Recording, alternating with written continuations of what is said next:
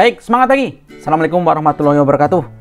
Teman-teman, dengan Marsono di sini kita akan lanjutkan bahasan kita tentang PPh pasal 22.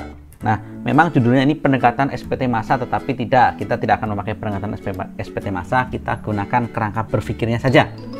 Kemudian teman-teman coba dilihat bahwa di RPS kita khusus untuk perpajakan 1 tahun ajaran ini tidak semua tema menjadi pembahasan utama, jadi kalian nanti pilih sesuai dengan RPS saja. Jadi sebenarnya penekanannya untuk 22 itu adalah kita lebih banyak bicara pemungutan PPh pasal 22 oleh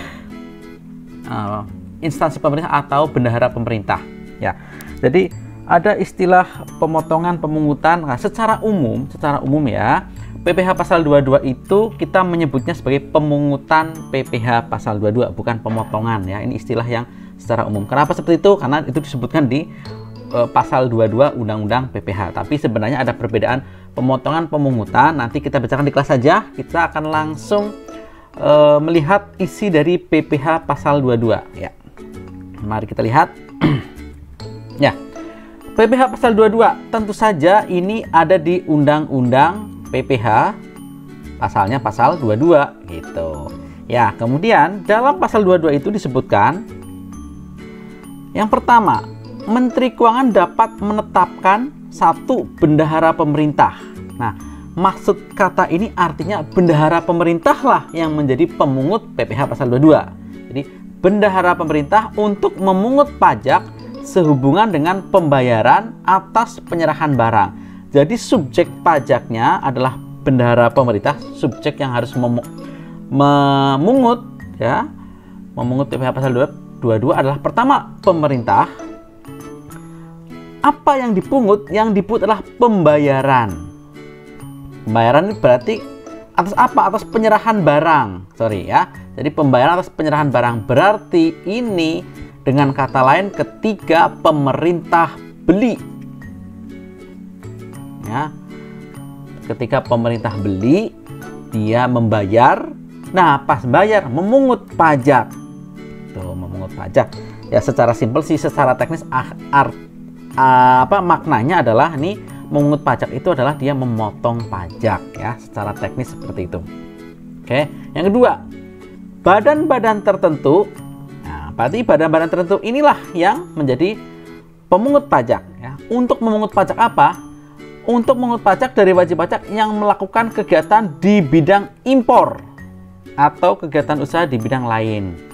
Nah, ini biasanya adalah bea cukai dan bank persepsi ya, bank persepsi. Oke, kemudian yang ketiga, wajib pajak badan tertentu untuk memungut pajak dari pembeli atas penjualan barang yang tergolong sangat mewah.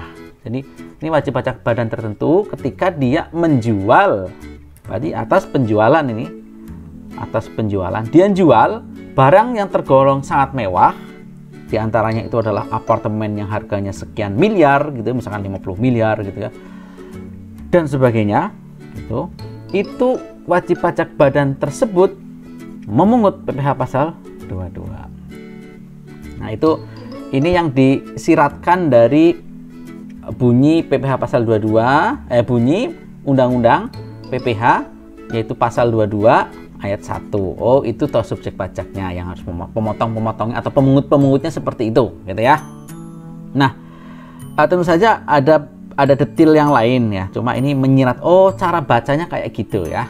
Nah, kemudian disebutkan bahwa ketentuan mengenai dasar pemungutan, kriteria sifat dan sebagainya itu diatur dengan peraturan Menteri Keuangan. Jadi ini banyak peraturan Menteri Keuangan yang mengatur, bukan banyak ya, ada beberapa peraturan Menteri Keuangan yang mengatur PPh pasal 22. Nah, yang ketiga, ketika ternyata pemungutan itu dilaksanakan atau diterapkan pada wajib pajak yang tidak memiliki NPWP, maka dikenakan lebih tinggi 100%. Ya, 100% dari yang seharusnya. Oke, kalau punya NPWP ya sesuai dengan tarif pajak yang biasa. Oke, mari kita lihat. Ya, dasar hukumnya sebenarnya semula itu cuma yang poin 2 sama 3 saja. Kemudian yang terbaru di PMK 231 2019 itu ada update beberapa hal. Salah satunya adalah untuk pemotongan atau pemungutan PPh pasal 22 yang dilakukan oleh instansi pemerintah, atau kalau kita mau nyebut kata lainnya adalah bendahara pemerintah. Jadi pengeluaran pemerintah ketika kemudian membayar ke supplier, ke vendor atau apapun namanya, itu dipungut PPh pasal 22. Nah, itu aturannya diupdate dengan PMK 231 2019. Aturan lain itu tentang di bawahnya ini PMK 34 yang mengubah PMK yang kemudian diubah dengan PMK 110 2018, itu terkait dengan impor ya, impor barang-barang impor, tarifnya bagaimana, tarifnya berapa. Kemudian PMK 253 itu yang barang sangat mewah kemudian diupdate dengan PMK 92 tahun 2019. Nah, kita fokusnya di instansi pemerintah saja ya. Tetapi kalian mesti tahu dulu gambaran dasar. Oh, PPh pasal 22 itu ternyata sebenarnya banyak gitu ya. PPh pasal 22 itu banyak. Nah, pemerintah itu adalah bagian dari PPh pasal 22. Jadi bukan pemerintah itu terpisah sendiri, tidak. PPh 22 itu pemungutnya bisa pemerintah, bisa badan tertentu, bisa apa tadi contohnya badan yang menjual barang sangat mewah gitu ya. Nah, seperti itu. Jadi biar kita tahu rumah besarnya ya. Nah, baik. Pemungutan PPh pasal 22 memang selanjutnya akan di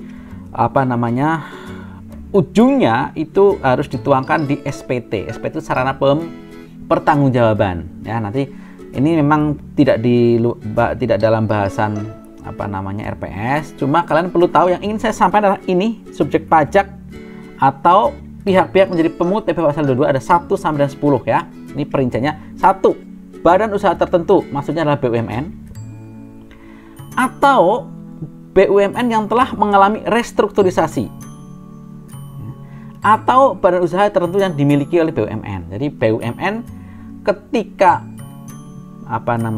membeli berarti kemudian bayar. Nah, dia harus memungut PPh pasal 22 gitu ya.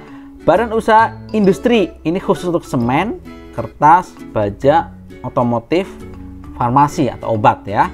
Jadi ketika dia menjual maka dia akan memungut PPh pasal 22. Jadi lucu ini ya. Jadi PPh 22 itu dikenakan atas penjualan atau pembelian atau impor gitu ya. Itu titik poin perbedaan dengan PPh pasal 23. Pasal 23 itu atas. Jadi 23 itu atas jasa atau dalam hal lain adalah passive income gitu ya. Tapi kalau 22 itu atas penjualan atau pembelian atau impor gitu. Ada ekspor juga sebenarnya ya. Ya, gitu ya. Jadi kalau jasa bukan 22 tuh. Lanjut, pemungut berikutnya adalah badan usaha industri eksportir yang membeli. Oke, berarti ketika dia beli apa? Beli bahan-bahan hasil kehutanan, perkebunan, pertanian, peternakan dan sebagainya yang akan diproses lebih lanjut untuk keperluan industri atau ekspornya. Misalkan badan usaha industrinya itu dia adalah eksportir kerajinan rotan. Ketika dia beli bahan-bahan mentah berupa rotan, maka dia akan memungut PPh pasal 22 itu. Yang keempat, industri atau badan usaha yang melakukan pembelian komoditas tambang minerba dari badan atau orang pribadi pemegang izin usaha pertambangan ya, IUP gitu. Nah, jadi ketika dia beli komoditas tambang minerba dari badan atau orang pribadi yang memegang IUP. Jadi setiap kalimat-kalimat ini menunjukkan unsur-unsur yang harus ada agar dia terkena PPh pasal 22. Pemungutnya siapa, yang dipungut siapa, kemudian atas transaksi apa, itu harus ada ya. Yang kelima, badan usaha yang menjual emas batangan. Badan usaha loh ya. Kalau saya punya emas batangan, saya jual ke kalian, saya bukan badan usaha, maka saya tidak perlu atau bahkan tidak boleh memungut PPh pasal 22. Nah, kalau kalian beli misalkan di PT Antam atau toko emas yang berupa badan, misalnya PT CV, maka ketika kalian beli emas batangan, kalian akan dipungut PPh pasal 22. Nah, ini penting kalian pahami. Jadi kalian bisa memutuskan apakah kalian akan beli di toko yang orang pribadi atau badan? Nah, konsekuensinya di pemotongan atau pemungutan PPh pasal 22. Tetapi ingat, PPh pasal 22 pemungutannya atau pemotongannya bagi yang dipotong atau yang dipungut itu akan menjadi kredit pajak, kecuali satu nanti ya, ketika SPBU itu menjadi final ya. Hanya SPBU aja yang final. Ingat, PPh pasal 22 ini tidak final kecuali untuk pembelian BBM oleh SPBU ya, nanti kita bahas di bawah. Nomor 6, WP badan yang melakukan penjualan barang sangat mewah. Oke, ini ada penjelasannya nih. Ini harus yang jual badan, barang yang sangat mewah apa saja, ada kriterianya. Oke. Yang ketujuh, bendahara pemerintah atau instansi pemerintah gitu ya, nih. Pemerintah lah pokoknya ya. Bisa pemerintah pusat, pemerintah daerah, pemerintah bahkan pemerintah desa. Ya, ketika dia menjual membeli pasti ya. Membeli barang loh ya, bukan jasa. Membeli barang, maka dipungut PPh. Bendahara pemerintah tersebut memungut PPh pasal 22. Bank devisa atau bea cukai biasanya untuk impor. Nomor 9, produsen atau importir BBM, BBG, pelumas. Ini maksudnya adalah produsen atau importir BBM itu contohnya ya Pertamina. Nah, ini saya ambil contoh yang terkenal saja. Ya mungkin ada yang lain juga sih, produsen atau importir BBM ya. Tapi contohnya Pertamina, ketika dia jual, maksudnya nih, ketika dia jual kepada penyalur itu maksudnya adalah SPBU. Nah, maka ya, maaf, yang saya tanda ini final ya, kepada penyalur itu final. Nah, jadi ketika importir atau produsen menjual kepada penyalurnya, jadi misalnya Pertamina kepada SPBU Pertamina, maka itu penjualannya final. Jadi SPBU itu dipotong atau dipungut PPh pasal 22 yang sifatnya final. Maka bagi SPBU ini tidak menjadi kredit pajak. Maka SPBU itu kalau usahanya cuma SPBU aja, ya dia itu termasuk perusahaan yang dikenakan PPh final. Oke, gitu ya. Tetapi kalau produsen importir BBM, BBG atau pelumas ini menjualnya bukan kepada penyalur, maka pemungutannya menjadi tidak final, gitu ya. Jadi ke SPBU saja yang final. Nomor 10, ATPM, agen tunggal pemegang merek atau APM ya. Agen pemegang merek atau importir umum kendaraan bermotor ketika dia jual kendaraan bermotor gitu. Jadi ada jual ada beli gitu ya, kalian perhatikan. Kabar baiknya kalau untuk materi kita sih fokusnya ke pemerintah ya, tetapi sekali lagi pemahaman pajak itu sangat diperlukan kalian dalam hubungan sosial kalian dan mungkin bahkan hubungan pribadi kalian dengan orang lain. Pemahaman ini akan memperkuat, bahkan akan memperkokoh status sosial ya. Kalau nggak percaya buktikan saja gitu. Nanti pemahaman ini akan membantu kalian untuk bisa bermanfaat buat lingkungan sekitar ya. Oke, jadi ini saya akan bicarakan sekilas saja. Jadi yang tadi pertama adalah untuk industri semen, kertas, baja, otomotif, farmasi.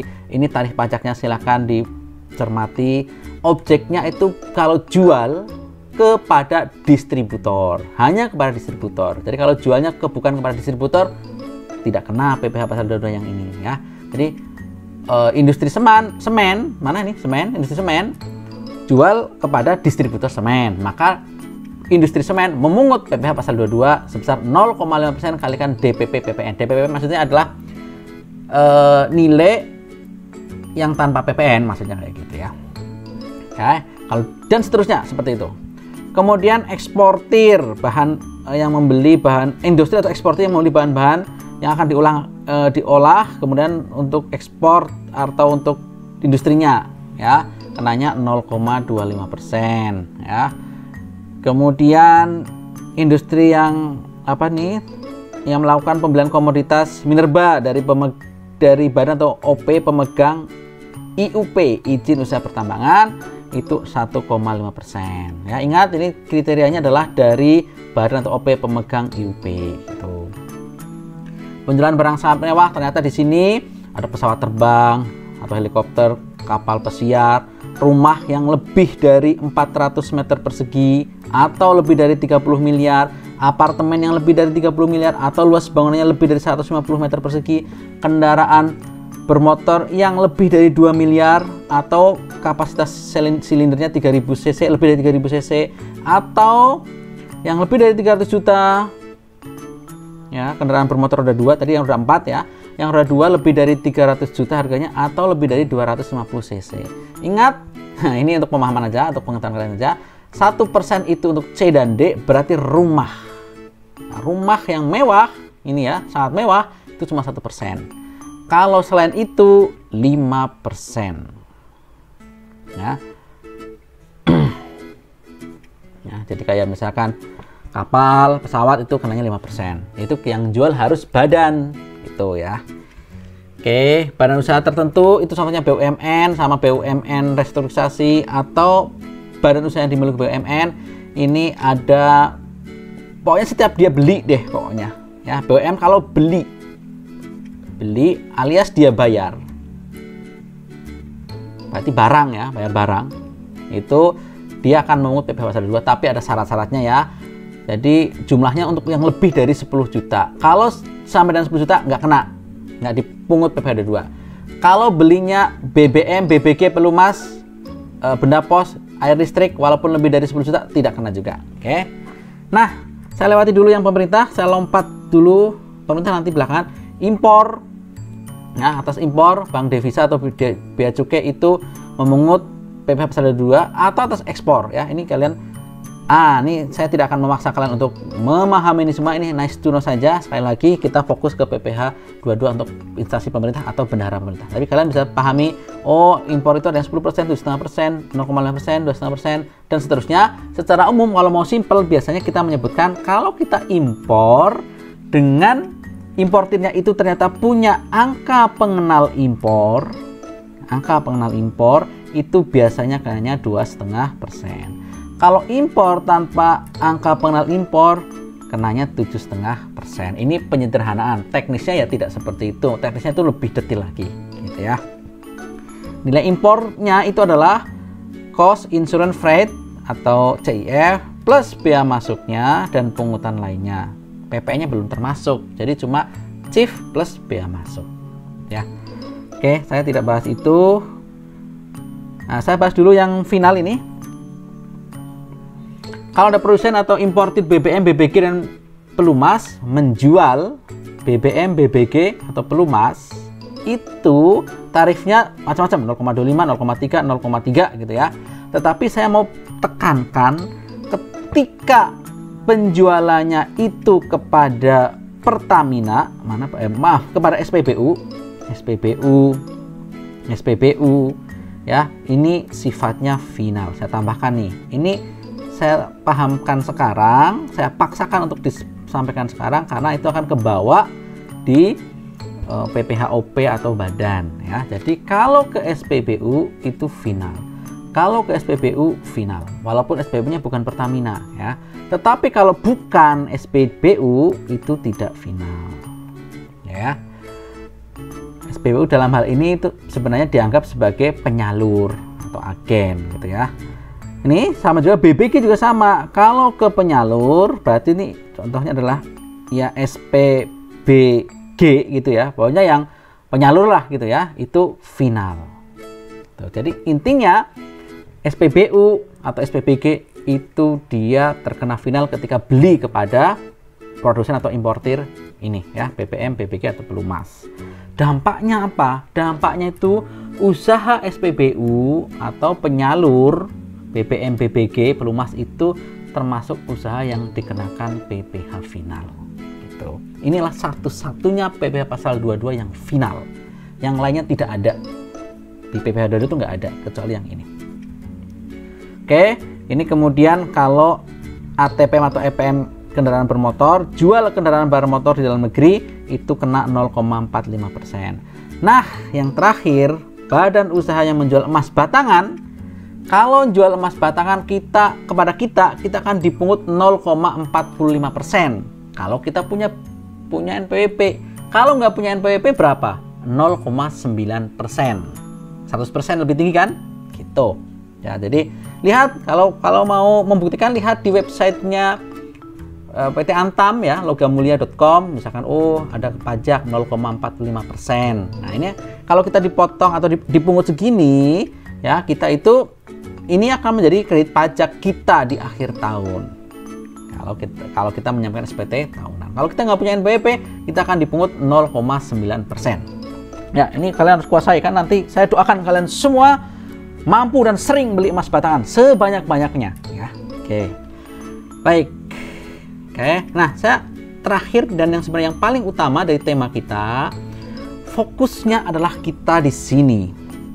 Bendahara pemerintah atau sekarang kita menyebutnya instansi pemerintah. Ya, pokoknya pemerintah lah ya. Pemerintah siapa? PKN STAN itu bagian dari pemerintah. Maaf, pencet. Ya, PKN STAN bagian dari pemerintah. Kementerian Keuangan itu adalah bagian dari pemerintah. Dinas Pendidikan, kalian dah tahulah pemerintah itu bagaimana. Nah, karena kalian sudah belajar PPKN 1 dan PPKN 2 ya, kalian ingat kembali mekanisme tersebut. Ketika ada instansi pemerintah membayar atas pembelian barang. Ini ya, pembelian barang. Jadi kalau bayar atas jasa bukan dua-dua. Ingat betul? Kalau membeli barang, pemerintah membeli barang, kenanya dua-dua. Kalau membayar atas jasa, kenanya dua-tiga. Ya, itu harus dikuasai.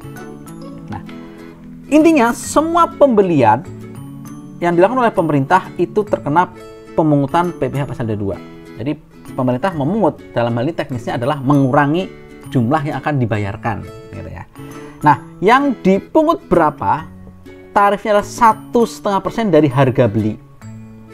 Jadi kalau kalian sebagai vendor atau suppliernya pemerintah kemudian menjual laptop, sekian laptop dengan harga 100 juta, nah, kalian itu nggak akan terima 100 juta, tetapi nerima 100 juta dikurangi dengan 1,5%-nya.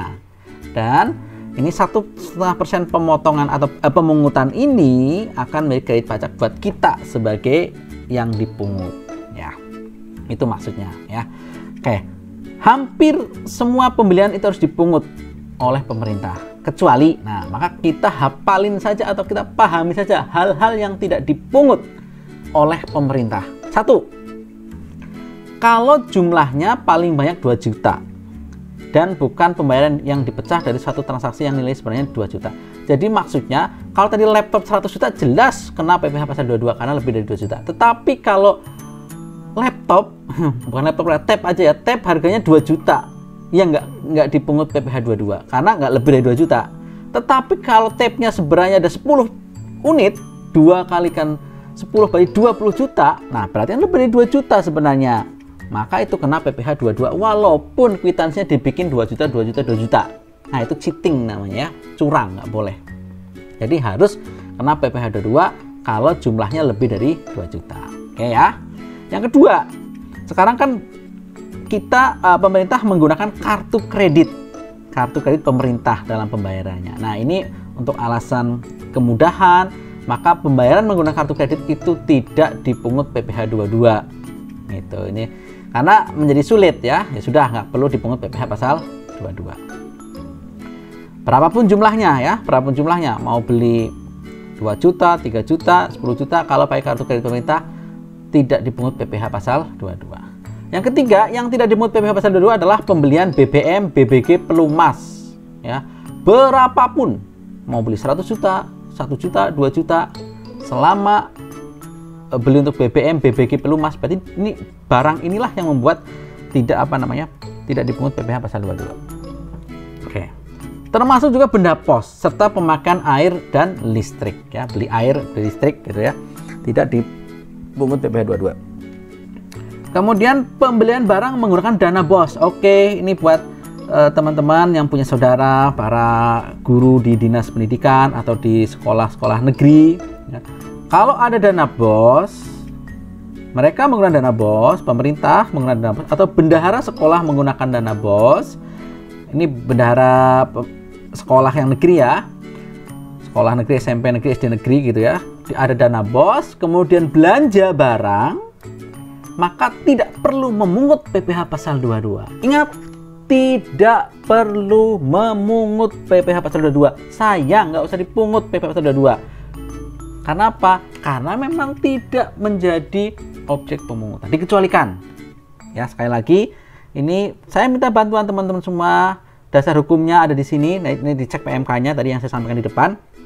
Tidak dipungut PPh pasal 22. Karena ini masih ada ragu-ragu nih teman-teman yang di dinas. Ini dari mana nggak dipungut PPh 22? Ya, memang seperti itu aturannya ya. Aturan pajak itu otorisasinya atau otoritas yang mengeluarkannya, yang valid itu adalah dari, yang sah itu adalah dari Peraturan Menteri Keuangan.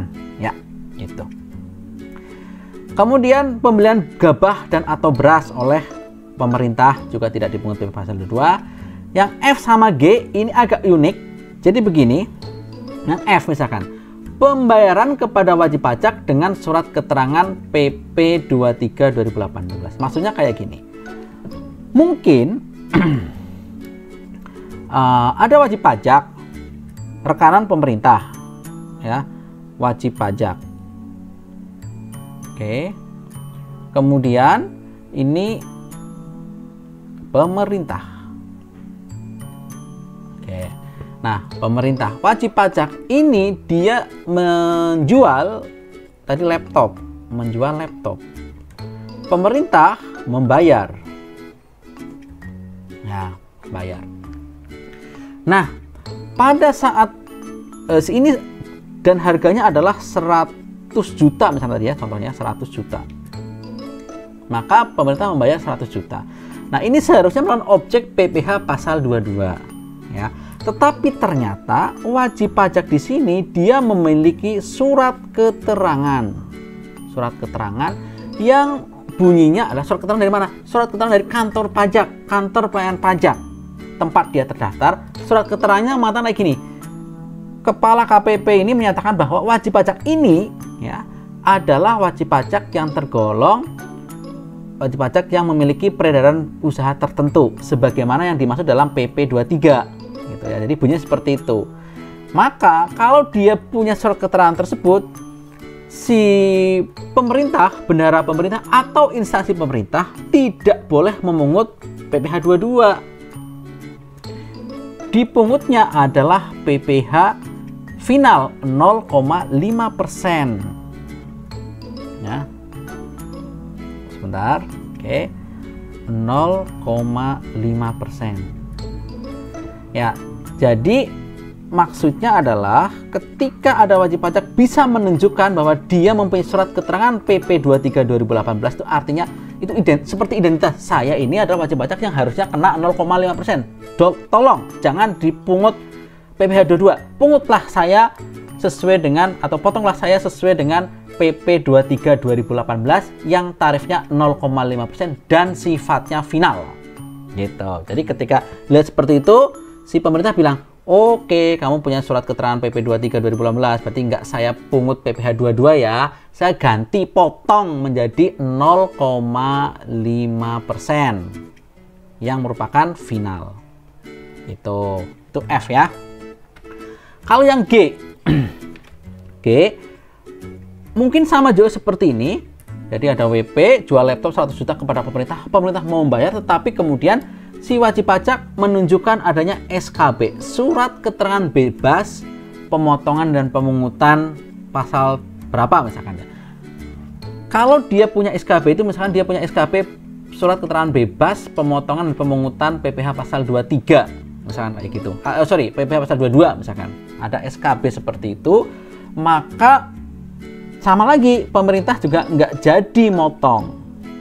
Dan nggak jadi motong itu bukan berarti pindah ke 0,5%, nggak perlu. Karena dalam hal ini ternyata kalau wajib pajak yang punya surat keterangan bebas pemotongan pemungutan itu biasanya punya beberapa alasan.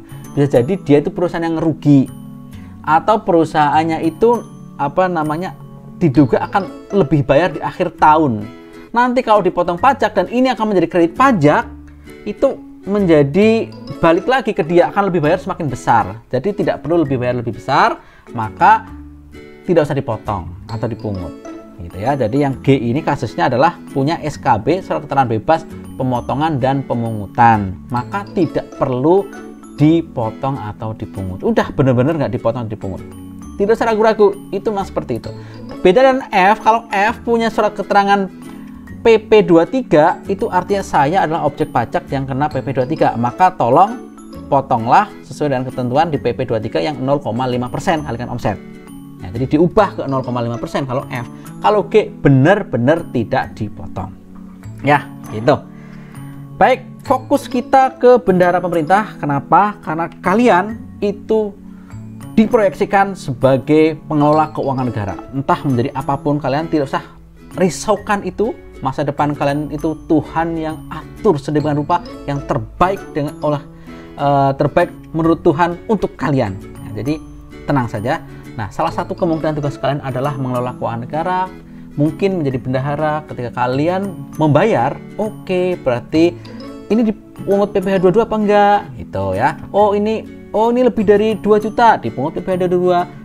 Ini ternyata pakai kartu kredit pemerintah, ya nggak usah dipungut PPh 22. Ini beli BBM 10 juta, ya nggak usah dong, gitu ya. Atau mau bayar ke wajib pajak yang menunjukkan surat keterangan PP23. Nah, pungutnya potongnya itu menjadi final 0,5%, bukan 22 lagi, gitu. Oh, ini ada wajib pajak menunjukkan SKB pemotongan pemungutan PPh 22, misalnya jangan dipungut PPh 22, tidak perlu dipungut. Ya udah, nggak perlu mungut, diberikan utuh. Ya. Jadi pemahaman ini penting agar kesimpang siuran yang terjadi selama ini itu bisa dikurangi.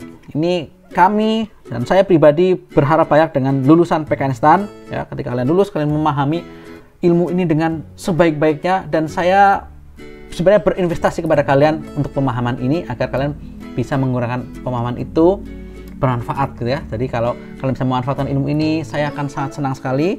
Rekening saya akan bertambah, insya Allah rekening akhiratnya ya. Jadi tolong pahami betul ini. Kalau lupa nggak apa-apa, nanti pas kerja buka lagi. Kalau lupa belum paham lagi, tanya ke sumber manapun. Baik, itu pemerintah ya, penekanannya di situ. Kemudian saya akan tunjukkan berikutnya. Nah, contohnya yang pemerintah saja ya. Lagi yang dikecualikan dari pemungutan PPh pasal 22, oke. Ini pemahaman untuk nice to know aja. Yang dikecualikan contohnya adalah, nah ini impor emas batan yang akan diproses untuk jadi perhiasan dan akan diekspor. Pembelian gabah sudah, kemudian ini pembelian, ingat nih. Pembelian ini buku-buku ini ya. Mana nih? Oke, sebentar. Impor barang yang dibebaskan dari bea masuk dan PPN. Contohnya adalah untuk keperluan ibadah, museum, penelitian, penyandang cacat, peti jenazah, vaksin polio, buku iptek, kapal, pesawat dan sebagainya. Nah, sebenarnya di masa Covid ada beberapa aturan, tapi tidak saya berikan. Kalian belajar yang umum dulu ya, nanti ketika praktek kalian lihat ketentuan lain ya, karena waktunya mesti menjadi tidak cukup dan kalian terlalu banyak mendapatkan informasi yang mungkin belum perlu ya. Tapi nanti pas kerja lihat banyak sekali hal-hal lain yang harus kalian sesuaikan nanti ketika praktik ya. Oke, ini sudah. Nah, contoh nih. Ini ketika bendahara pemerintah atau instansi pemerintah, termasuk pemerintah desa loh ya. Ketika bendahara pemerintah atau instansi pemerintah kemudian membayar atas pembelian. Jadi ada wajib pajak dalam negeri menjual barang ke kita, ke pemerintah, kita kemudian bayar. Maka kita akan